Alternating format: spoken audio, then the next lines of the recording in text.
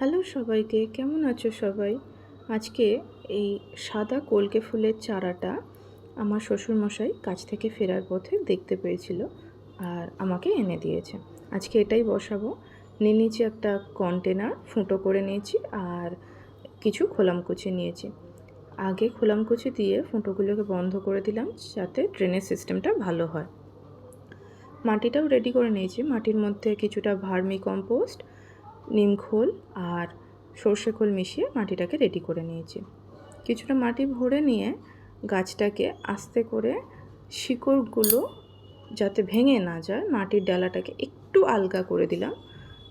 খুব সাবধানে কাজটা করবেন, নাহলে কিন্তু শিকড়গুলো ভেঙে যেতে পারে, ছিঁড়ে যেতে পারে।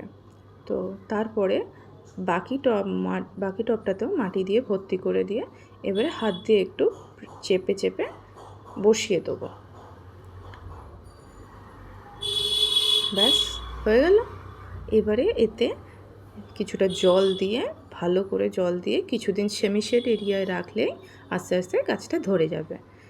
আজকের মতো টাটা, বাই বাই।